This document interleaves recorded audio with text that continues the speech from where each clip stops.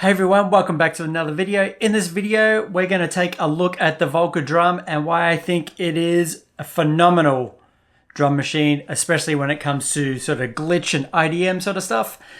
We're going to cover a little bit of sound design. We're going to show you some of the applications that I found.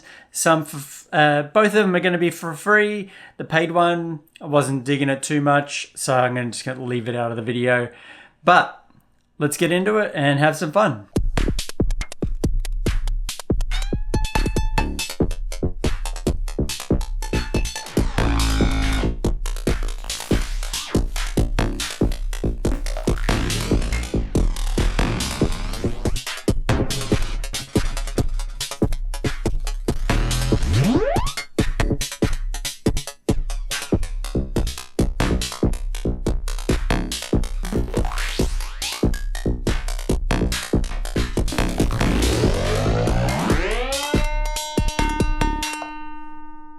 So let's start off with a little bit of sound design. We're going to kind of cover the bits and pieces of the actual machine.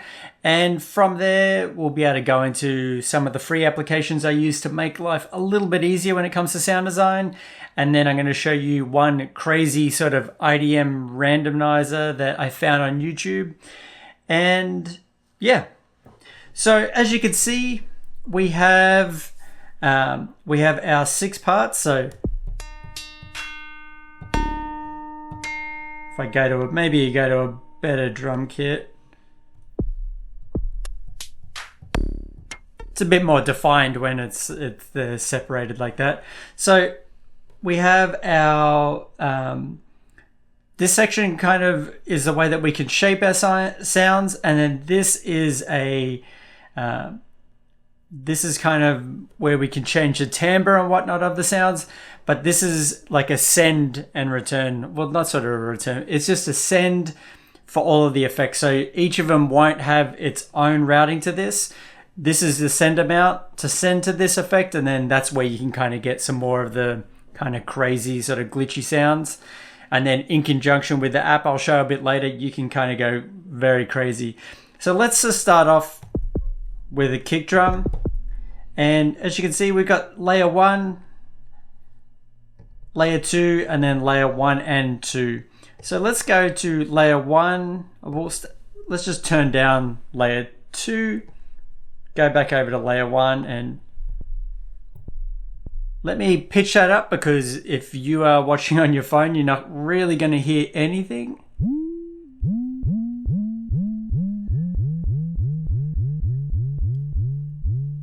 Keep it about there so it's not too annoying, but you're still going to hear it on your cell phone or smaller headphones and whatnot. So you can see we have the select parameter, and then we have the amount of the rate for the mod envelope, and then the envelope generator just has the attack and release. So one thing that I really don't like about the Volca drum is selecting the parameters. You can see as I scroll through, it just starts going to combos of them. There's no way you can kind of go, oh, I want a sine wave and something else. So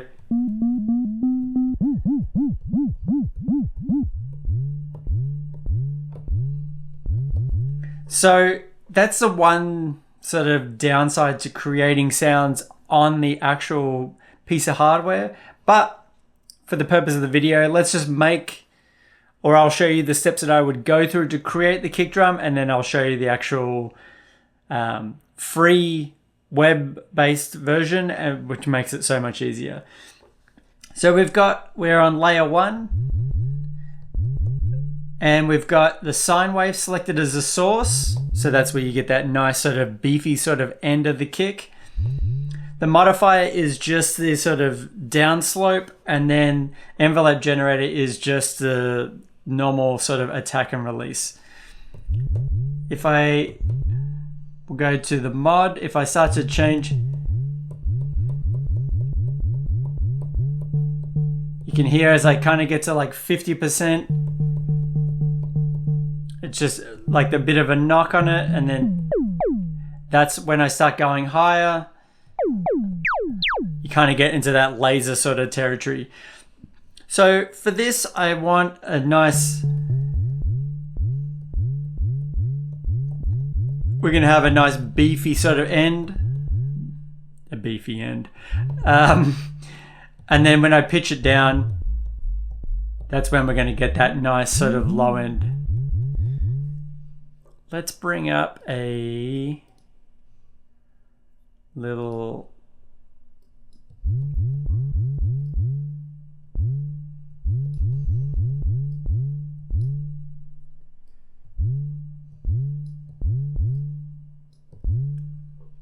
And let's also bring up a little EQ so we can see what's going on frequency wise. So as you can see, it's just the low frequencies. And then when I get it to where I need it to for the actual kick,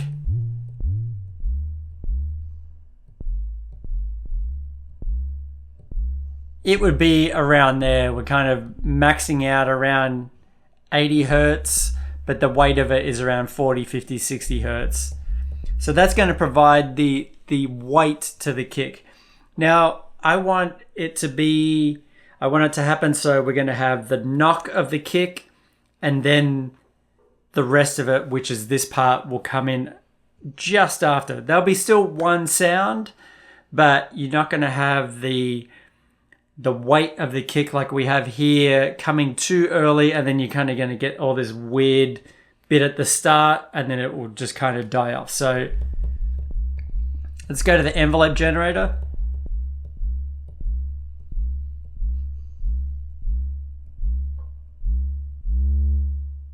Ooh.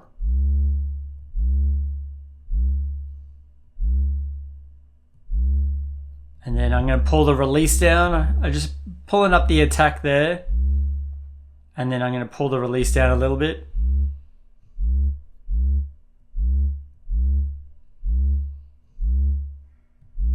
There we go. And then I'm going to flip over. I'm going to turn this down to 0. So I got nothing going there. And then let's flip that over to 2 and turn up the volume. Now we'd flipped it over to 2, and that's kind of already what I want. But for the purpose of it, let's just mess some stuff up, and we'll just pitch it up.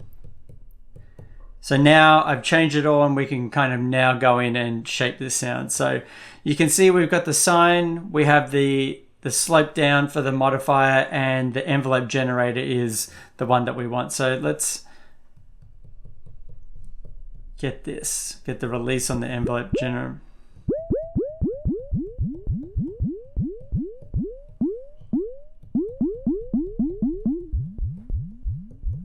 Let's pull the pitch down just a little bit for the purpose of it.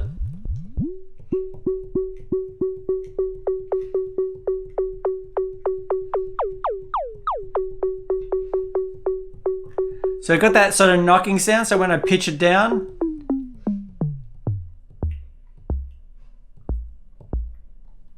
I mean, that could almost just be a kick on its own right there. But for the purpose of it, what we're doing, we can pull the release back. We're just getting that real knock there. We'll go back over to layer 1, and we're going to turn it up. And then we're going to kind of shape them together so we get sort of the sound that we're after. Just messing around with the attack a little bit and the release on layer 1.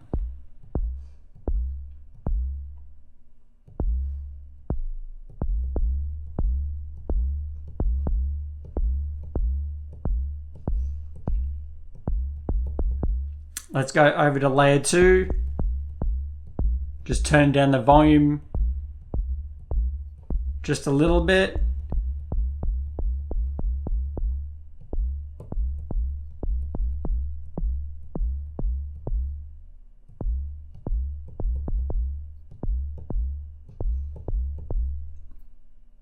Let's go back over to layer 1.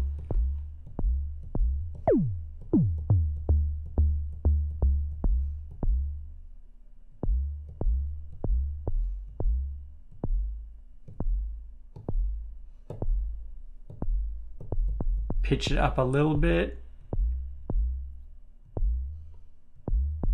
It's a little bit finicky to get it dialed in. Let's go over to layer 2 again. Just turn down the volume a little bit. And we kind of got something close. It's pretty whatever, but for the purpose of this, we kind of see what the way that you go about making a kick drum, and that applies for all the other sounds. Like a snare, you're going to kind of want that white sizzle, and then you're going to want the same sort of knock as you would hit a snare drum, and so on and so on. So while it's good to work on a machine and kind of get away from the computer, definitely found that this application here by Synthmata is really, really good. So I've just chosen the MIDI port that I have my Volca drum connected to, and you can see here all of these settings are like the settings on the actual Volca drum. So if we're on here, you can hear already it's kind of changed the sound because this has sent some MIDI information to the drum. So let's go and turn the volume down here. And let's sort of shape this a bit more. Bringing the release.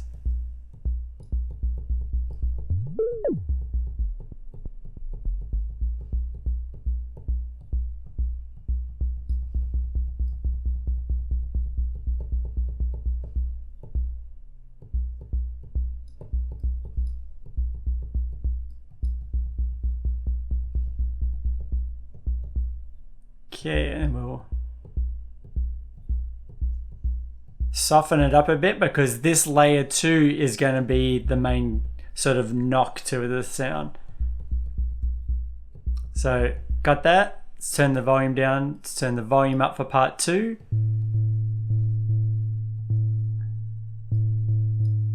And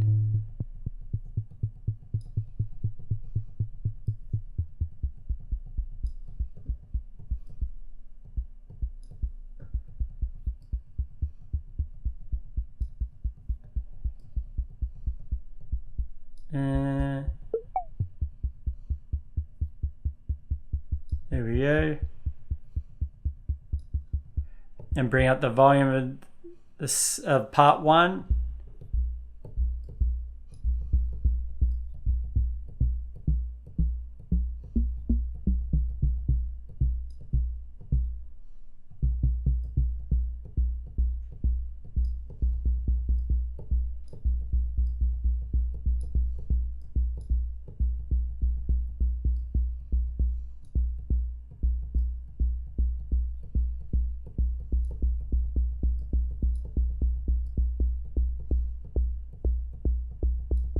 Trying to get that nice click on there.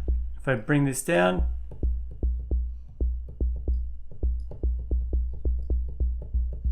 Here it's pretty soft. And there we've got like a nice little click.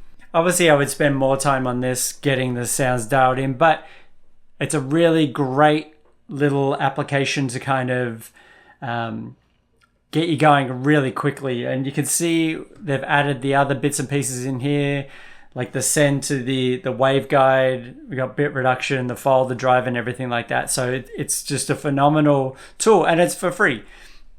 So if you wanted to go and create your own sort of maybe 4 or 5 drum kits that are completely all your own sounds, and then you go, okay, cool, I've got all my sounds now connected to your computer, and then kind of, well, rather connected to your recording software and then have a play around. I think that's a way that you can kind of make the Volca drum your own rather than just using the built-in sounds, which are phenomenal anyway. So don't feel bad about just using the built-in sounds. So next up is a free application. It's much like Max MSP, but it's Purr Data. I found a YouTube video, which I'll link below. And I saw this, I was like, oh, this is kind of cool. And then once I started using it, that with the Volca drum, with some sort of crazy delay, and it just turns into a absolute belter of an IDM glitchy sort of way to create random drums to use in your own productions. So you can see up here, we can put the BPM in. So let's go 140. And then we have the start stop here. And then you have that you can do halftime. We can randomize the steps, randomize the MIDI channel, the velocity, and the model type. So let's go and we'll just put some bits and pieces in. Just randomly put bits in here and we'll push play. And this is all playing part 1. So if I come along and we'll go send part 1.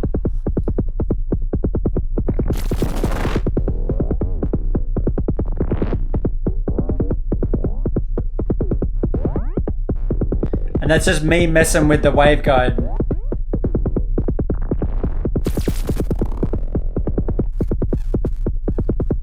And then just going to pull that decay down.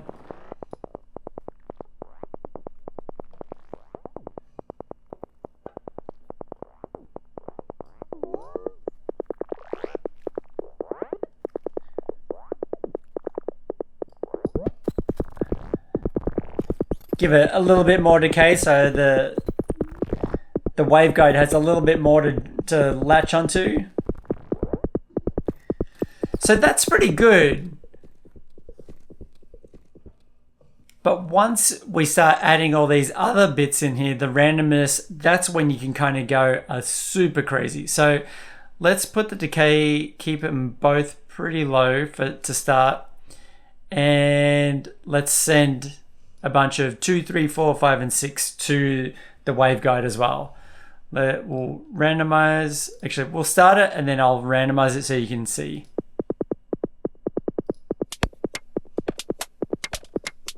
And the random model type, you can see it will start changing the model type here from string to the tube. So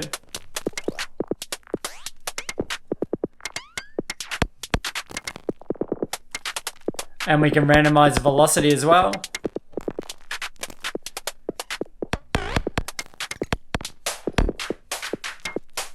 Let's drive all the sounds.